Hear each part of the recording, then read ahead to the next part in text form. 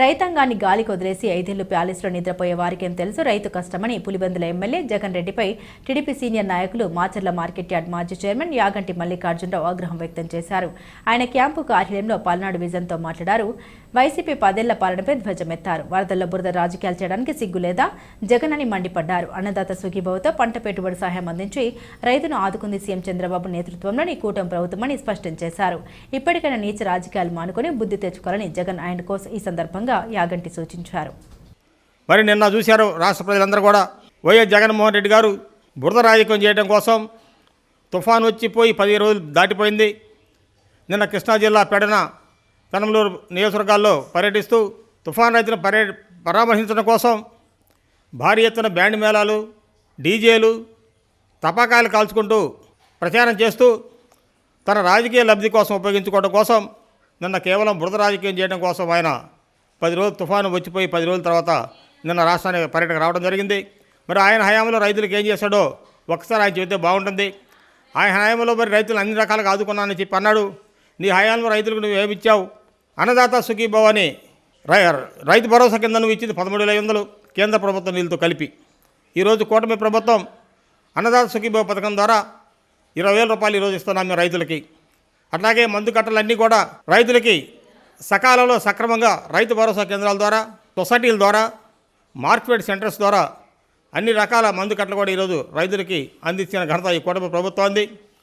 మరి రైతులు తుఫాను ప్రభావం ఇబ్బంది పడకుండా ఉండాలని చెప్పి తుఫాను రావడానికి 2 రోజుల ముందే మా యువ నాయకుడు నారా లోకేష్ బాబు గారు ఆర్టీజీఎస్ కేంద్రంలో కూర్చొని 3 రోజులు కూడా ఆయన తుఫాను యొక్క తీవ్రతను కనిపెడుతూ మరి కూటమి ఎమ్మెల్యేలను అలాగే మంత్రులను ఎంపీలను ఇరికితోడు మరలా చీఫ్ సెక్రటరీ దగ్గర నుంచి కింద గ్రామస్థాయి సెక్రటరీ వరకు కూడా అన్ని ప్రభుత్వ శాఖలను కూడా సమన్వయం చేస్తూ 2 రోజుల ముందే తుఫాను రావడానికి 2 రోజుల ముందే వారిని తుఫాను ప్రాంతాల్లో తుఫాను సహాయక చర్యల్లో వారిని భాగస్వాములు చేసిన ఘనత ఈ కూటమి ప్రభుత్వాన్ని. మరి ఈ కూటమి ప్రభుత్వం ముందస్తు చర్యలు తీసుకోవడం వల్ల జరగాల్సిన భారీ నష్టం కూడా తక్కువ స్థాయిలో జరిగిన నష్టం తుఫాను వెళ్ళిపోయింది. ఈ తుఫాను వల్ల ఒక ప్రాణ నష్టం కానీ ఒక ప్రైవేట్ ఆస్తి కూడా నష్టపోయిన సంఘటనలు లేవు.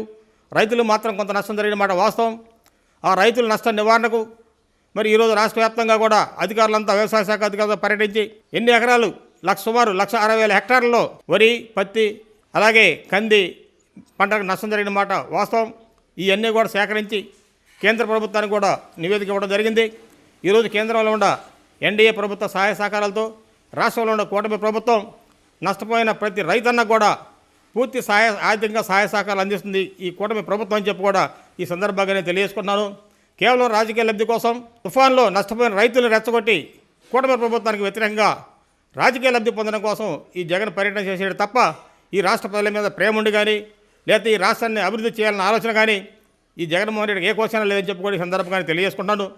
మరి బెంగళూరు ప్యాలెస్లో రెస్ట్ తీసుకుంటూ మరి తుఫాను ముందే వచ్చిపోయాను. తుఫాను సమయంలో నువ్వు నీ అనుచరులు నీ పార్టీ యంత్రాంగం అంతా కూడా ఉండి ఇక్కడ తుఫాను సహాయక రాష్ట్రంలో మరి తుఫాను ప్రాంతాల్లో పర్యటించి మీరు అప్పుడే కనుక మీరు ప్రజలకు సేవ చేసి ప్రజలకు మీ పార్టీ తరఫున మీ తరఫున ఏమైనా ఆర్థిక సహాయం చేసుంటే మిమ్మల్ని ప్రజలు మెచ్చుకునేవారే. కానీ 11 రోజుల తర్వాత నువ్వు వచ్చి కేవలం నవ్వుతూ పలకరించి వెళ్ళిపోయావు తప్ప నష్టపోయిన రైతుకి ఎలాంటి ఆర్థిక సహాయాన్ని నువ్వు కానీ నీ పార్టీ తరఫున కానీ ఎలాంటి ప్రకటన చేయకుండా వెళ్ళిపోయావు. కానీ కూటమి ప్రభుత్వం ఈరోజు ముంపు ప్రాంతాల్లో ఉన్న ప్రజల మొత్తాన్ని కూడా క్షేమంగా పునరావాస కేంద్రాలు తరలించి వారికి 3 పూట్ల భోజన సదుపాయాలు ఏర్పాటు చేసి వైద్య సౌకర్యాలు ఏర్పాటు చేసి వారికి ఎలాంటి ఇబ్బంది కలగకుండా అసౌకర్యం కలగకుండా ప్రతి ఒక్క కుటుంబానికి కూడా 3,000 రూపాయల ఆర్థిక సహాయం చేసి వారిని వారి గ్రామాలకు పంపించిన ఘనత ఈ కూటమి ప్రభుత్వాన్ని చెప్పి జగన్మోహన్ రెడ్డి గారు చెప్పుకున్నాను.